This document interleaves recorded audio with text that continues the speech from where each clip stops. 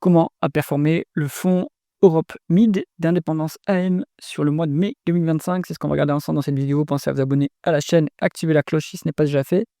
On va passer en revue le rapport de gestion qui a été publié ce mois de juin. On y va tout de suite. Alors, le fonds Mid d'Indépendance AM, il a été créé assez récemment, que septembre 2024. Donc, on n'a pas encore de performance à signaler sur ce fonds. Néanmoins, il suit la stratégie des autres fonds, Europe Small et France Small, donc il n'y a pas de raison que les performances soient différentes, surtout que les mid, en général, sont un peu mieux valorisés que les small sur les dernières années. Donc il n'y a pas de raison que ce fonds-là ne performe pas correctement. On passe en revue le commentaire de gestion. Donc ils ont ouvert une position sur The Navigator Company. C'est une analyse qui a été publiée récemment sur la chaîne, vous pouvez aller voir, c'est tout à fait intéressant, cette boîte. Renfort sur Royal BAM, Trigano et Elopac. Alors, Royal BAM, c'est dans la construction. Trigano, dans les camping-cars. Trigano, c'est en train de repartir un petit peu, donc ça, c'est pas mal. Elopac, j'ai pas regardé dans les détails. Donc, exposition sur GCO. Donc, ça, c'est une boîte que je connais pas non plus. Dites-moi si vous voulez qu'on fasse une analyse spécifique. Mais bon, la boîte fait l'objet d'une OPA, donc il n'y a pas forcément grand-chose à tirer de cette boîte. Shell, c'est des côtés, comme Total Energy, en Europe, l'énergie traditionnelle, les producteurs de pétrole et de gaz sont très décotés, donc Shell est aussi très décoté. Clôture de la position sur Next Geosolutions. Bon, alors on regarde les ratios du portefeuille, on est sur un PE de 10,8 en médiane et un cours sur ActiveNet de 1,5. Donc pour moi, c'est un peu au-dessus de la limite value, mais ça veut dire aussi que les marchés sont quand même un peu chèrement valorisés ces dernières années, même le segment value sur lequel opère Indépendance AM. 10,8, après, c'est pas hyper cher en termes de PE. Ils ont pas trop de stratégie deep value, donc il y a pas de décote sur ActiveNet en médiane sur leur fonds. Ouais, c'est plutôt, eux, ils sont plutôt sur une approche value, décotée sur les flux. Les principales variations, comme les autres fonds qu'on a vus avant dans la semaine, ça a été tiré la performance par les boîtes qui sont dans l'armement, donc ici, c'est Theon et Indra Sistemas qui ont bien tiré la performance du fonds. On a Técnicas Reunidas, qui est le Technip espagnol, qui a aussi bien performé sur le terrain. Iveco, c'est une boîte que je ne connais pas, qui est une boîte italienne, si je ne me trompe pas, dans la défense également, ça a tiré la performance. Edgemans, ils mettent RAS avec 24% de perf sur un mois, c'est quand même, à mon avis, ils sont marrants, mais bon, du coup, je pense que c'est surtout parce que le secteur de la construction doit repartir aussi aux Pays-Bas. Côté sous-performance, on a Securitas, mauvaise perf. Alors Securitas, je ne connais pas. Coface, en fait, c'est la variation du dividende, d'après eux, qui fait que la perf est après, le dividende est copieux, sur Coface. Mais bon, cette sous-perf s'explique par ça. Hornbach, c'est un changement une guidance prudente qui a pesé sur le résultat. Et Solvay, conjoncture dégradée, mais en fait, Solvay, c'est dans la chimie. La chimie, c'est quand même encore compliqué, en Europe. Donc, moi, je suis plutôt en écart de ce secteur. Et donc là, ça pèse sur le mois de mai. Les principales variations, je pense qu'ils s'allègent un peu sur Dassault, même s'ils l'ont pas spécifié dans le commentaire de gestion.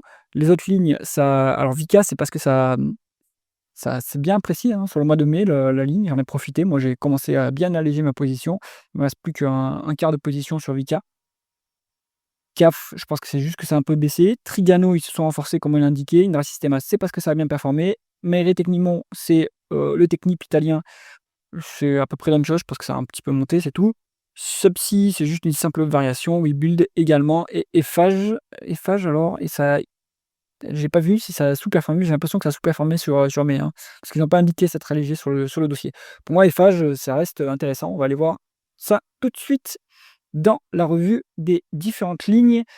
Alors, vu que ce fonds, il a pas mal de lignes en commun avec le fonds Small, Europe Small, et même quelques lignes en commun avec le fonds France Small, je propose de passer assez rapidement sur les lignes qui ont déjà été étudiées.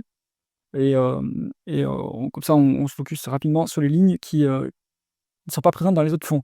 Les colonnes, c'est comme d'habitude, symbole de cotation boursière, le nom d'entreprise, industrie dans laquelle elle opère, la market cap, croissance, valorisation.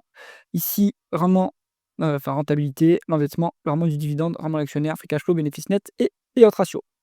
Dassault Aviation, elle est dans le fond Small, et France. Bon, ça commence à être légèrement valorisé, le carnet de commandes se remplit, la croissance est au rendez-vous, va être au rendez-vous, mais c'est maintenant un peu chèrement valorisé.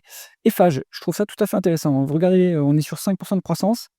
On est sur quand même une large cap maintenant. La valorisation est pas chère du tout, hein, 6,4 en VE sur EBITDA, 3,7 en price au free cash flow. C'est une boîte qui est plutôt génératrice de free cash flow, donc on a des free cash flow 3 fois plus élevé que les bénéfices nets. Donc à mon avis, le multiple de price free cash flow est plus pertinent que le price earning. Donc vous voyez, hein, c'est très décoté. On est à 7 de moins des capitaux investis sur une boîte qui est très, très lourde en capital, donc intensive en capital, donc c'est une bonne rentabilité. La dette nette est un peu lourde, mais c'est typique à ce secteur, hein. Vinci, c'est pareil, 2,4 fois l'EBITDA en dette nette, c'est soutenable à ce niveau et vous avez un dividende à 4 avec un rendement d'actionnaire à 5 et tout ça est soutenable. Donc Eiffage, à mon avis, ça se regarde, hein, comme dossier, surtout que comme c'est une large cap, en général, les large caps sont un peu mieux valorisés ces dernières années, donc ça mérite d'être étudié. Indra Systemas, armement, maintenant ça commence à être un peu cher. Je pense que si vous êtes là-dessus, il faut commencer à prendre ses gains. Alors Subsea, ça c'est une boîte, norvégienne il me semble, hein. Ils sont dans le parapétrolier. C'est une mid-cap, on va dire, 5,6 milliards $ de market cap. Bonne croissance, hein, sur les dernières années. Multiple de valorisation qui est value, 5,6 en VE sur EBITDA, 1,6 en price of cash flow, c'est quand même pas cher. Il y a une dépense non cash, à mon avis, hein, qui fait que les bénéfices nets sont bas et qu'on a un multiple aussi élevé. Donc je suis pas sûr qu'il faille en tenir compte. On est sur, une rentabilité qui est moyenne, 6,4 de rendement des capitaux investis, c'est pas incroyable. 0,7 fois l'EBITDA net, donc pas trop lourd, et il y a un dividende qui est quand même copieux, hein, 6,9. Attention qu'on a potentiellement un peu de dilution, il faut aller regarder si, il y a des nouvelles actions qui ont été mises en circulation, parce qu'on a vraiment l'actionnaire qui est inférieur au rendement du dividende. Bon, le dividende, lui, en tout cas, est soutenable avec un payout ratio qui est, un tiers de ce qui est indiqué ici, parce que les free cash flow sont 3 fois plus élevés que les bénéfices nets. Donc, Subsea, je pense que ça se regarde quand même, hein. Meret Technimont, on l'a vu dans le fonds Europe, bon, c'est le Technip, italien. C'est un peu plus cher par contre que du Technip et que du Technicas Reunidas, donc à choisir, vu que c'est à peu près la même activité, je pense qu'il vaut mieux se concentrer sur les 2 autres plutôt que Meret Technimont. Je pense que là-dessus, voilà, vous voyez, hein, c'est à 10 en VE sur EBITDA et 15 en price free cash flow. À mon avis, ils commencent quand même à prendre leurs bénéfices, sur cette boîte qui a bien performé, donc maintenant je pense que le timing est un peu trop tard. Webuild, elle est aussi dans le fonds Europe, Small, donc dans la construction, c'est pas très cher. 5,1 en VE sur EBITDA, moins de 15 en price free cash flow. Alors, price free cash flow, c'est un peu cher, mais bon, si on suit la VE sur EBITDA et que, alors ouais, après il y a des complexités sur cette boîte puisque le rendement opérationnel est négatif. Donc peut-être qu'il y a un résultat financier qui booste le résultat net, hein. Donc ça, il faut aller creuser le compte de résultat. Maintenant, en VE sur EBITDA, c'est pas cher, donc je pense que ça se regarde quand même comme dossier.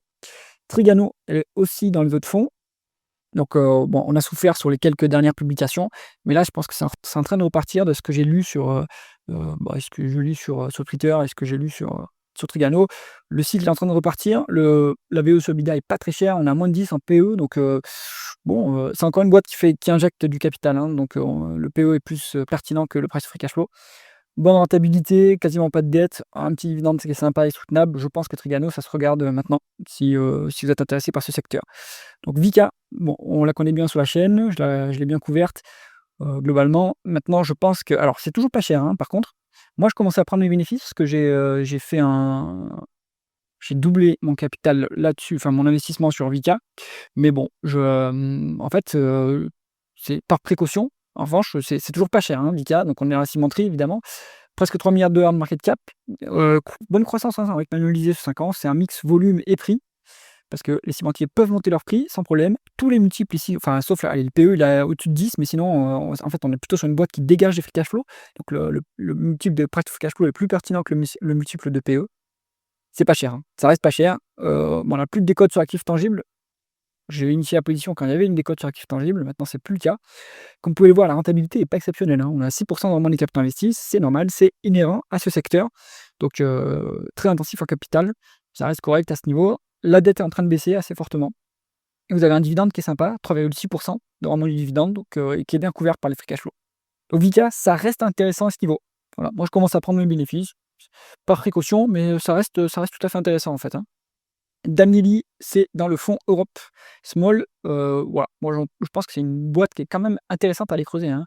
1,2 en VE sur EBITDA, c'est quand même pas très cher. Vous êtes à moins de 10 en PE, il faut aller creuser les free cash flow, ils ne sont pas affichés ici. Bon, rentabilité plutôt faible en revanche, c'est le bémol. et bon, on est cash net sur le dossier, donc ça, c'est pas mal. Enfin, si on en croit l'info qui est affichée ici.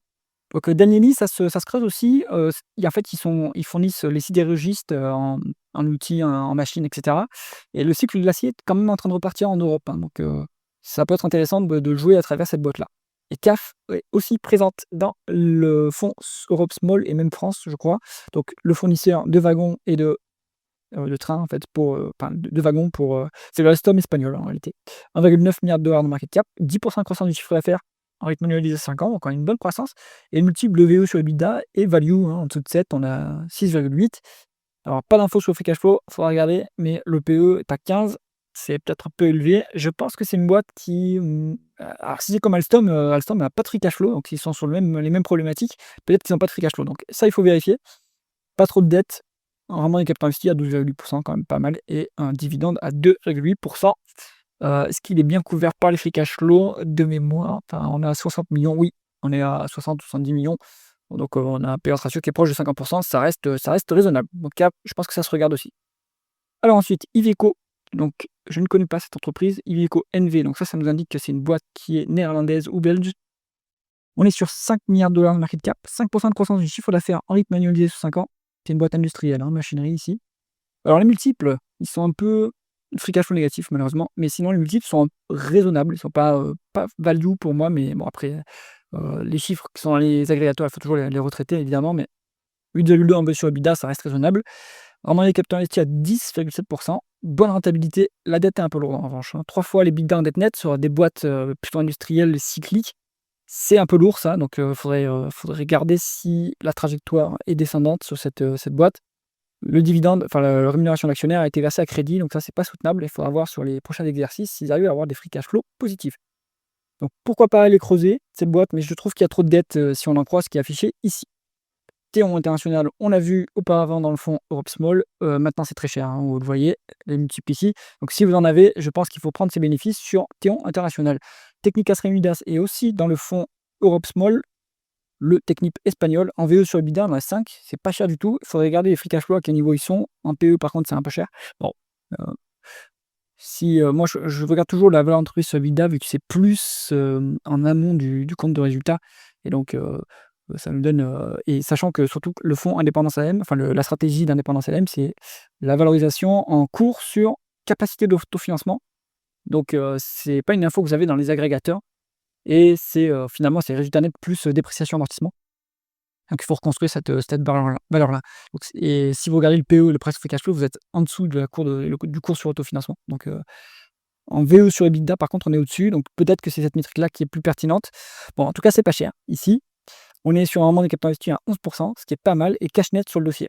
C'est comme c'est une boîte d'ingénierie, un peu comme Technip. Ils reçoivent du cash pour exécuter leurs commandes, donc c'est pas forcément leur cash, ils doivent l'utiliser. En revanche, ils peuvent en tirer des intérêts, hein, en faisant des placements de trésorerie. En PE, ouais, donc on a vu, on était à 16,8 et il n'y a pas de dividende de versé par contre. Edgemans, pareil, on l'a vu dans le fonds Europe Small, on est sur une boîte dans la construction aux Pays-Bas, une bonne croissance, les multiples sont pas forcément value, enfin en price of cash flow, on est value, mais là, à mon avis, c'est biaisé par quelque chose parce qu'en VE sur EBITDA, on a 9,2, ce qui est au-dessus, donc là, il y a quelque chose à retraiter, donc c'est peut-être un peu cher, je trouve. Bonne rentabilité en revanche et le bilan est quasiment clean, donc ça c'est bien. Un rendement du dividende à 3%, mais il y a potentiellement de la dilution sur ce dossier, donc il faut aller vérifier. Voilà, construction, moi c'est pas un secteur que j'affectionne particulièrement, sauf que j'ai une ligne dans ce secteur, hein, qui est Mouri Construct, qui performe très bien et qui est d'ailleurs dans le fonds Europe Small, qui est jamais dans les surperformeurs ou sous-performeurs en fait, parce que c'est une boîte qui est très peu liquide et qui monte progressivement et assez lentement, mais sur un trend assez haussier, donc c'est normal que vous n'en entendez pas parler. Bon, donc plutôt à l'écart, moi, de ce secteur-là, mais après, cette boîte, vu les multiples ici, c'est intéressant, à mon avis, à aller creuser. En sous-performance, on a Securitas AB. Ça, c'est une boîte concernant l'élite de sécurité. On est sur 8 milliards de dollars de market cap, 8% de croissance du chiffre d'affaires en rythme annualisé sur 5 ans, donc plutôt une forte croissance. Les multiples sont raisonnables, mais ils ne sont pas value, hein, pour moi, à ce niveau-là. Donc, après, il faut retraiter, évidemment, mais voilà. La rentabilité opérationnelle n'est pas indiquée, mais si on regarde le rendement des fonds propres, on a 10%. Non, pardon, excusez-moi, on est à 10% de rendement des capitaux investis, ce qui est une bonne rentabilité. pour une boîte, alors est-ce que c'est intensif en capital? Je suis pas sûr, hein, vu que c'est des boîtes de sécurité, c'est surtout de l'humain. Donc, c'est, une rentabilité correcte, on va dire, pour une boîte pas trop intensive en capital. 2,4 fois l'EBITDA en dette nette, donc on est un peu endetté quand même sur ce dossier. Il faut regarder, je pense qu'ils ont dû faire une acquisition pour que la dette soit à ce niveau-là, puisque le marché de la sécurité est pas, sur une croissance organique très forte, hein, donc ça a dû être boosté par une acquisition. 3,3 vraiment du dividende, c'est intéressant à ce niveau, il y a potentiellement un peu de dilution, il faut vérifier. Le payout ratio nous indique que, ce dividende est soutenable. Donc Securitas, pas mal. Après un petit dossier, des marchés de niche, j'aime bien. Après c'est quand même une grosse boîte, hein, 8 000 000 donc pourquoi pas, aller regarder plus en détail. Ensuite on est sur Solvay, donc une boîte, dans la chimie c'est une boîte belge. 3,6 milliards de market cap, décroissance en rythme annualisé sur 5 ans. Vu le niveau de décroissance, ça nous indique qu'il y a eu un changement de périmètre. Donc ils ont dû sceller une activité à mon avis. Ou alors il y a une forte décroissance, mais ça serait inquiétant. Alors le multiple de VE sur EBITDA, il est à 6, c'est pas cher. 10,8 en price to free cash flow, bon, ça reste raisonnable. La chimie a pas de croissance ces derniers temps, hein, donc ils dégagent des free cash flow puisqu'ils n'ont pas d'opportunité de réinvestissement. Donc le PE, il n'est pas très pertinent ici. Ouais, je trouve que le secteur la chimie, on ne sait pas encore si on est vraiment en bas de cycle, hein. Il est surtout impacté par, en fait, le coût de l'énergie qui a été énorme, qui a monté énormément sur les dernières années. Je pense que c'est encore un peu trop tôt pour aller sur ce secteur.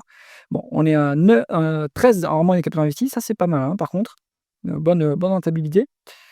1,9 en dette nette sur EBITDA, le bilan est un peu lourd, mais c'est gérable à ce niveau. 8% de rendement du dividende, 6,7% de rendement de l'actionnariat. Peut-être un peu de dilution, il faut regarder.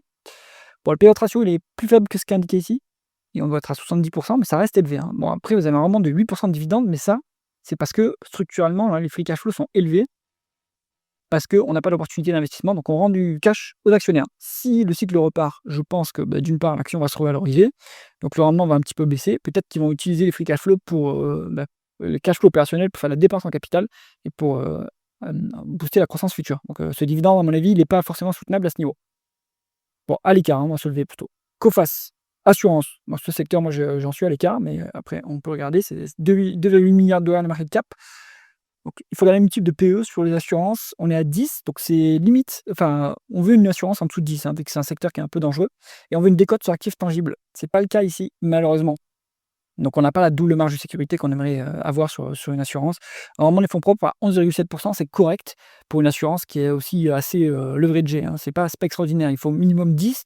Et 10, c'est le minimum syndical. Il faudrait quand même, pour avoir une assurance qui performe bien, il faut, moi, je pense, 15% de rendement des fonds propres pour que ça soit intéressant.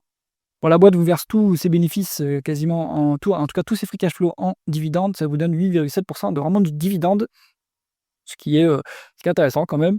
Ce qui est c'est soutenable, mais ça va pas augmenter beaucoup plus. Donc voilà, il y a pas forcément beaucoup de croissance sur ces dossiers.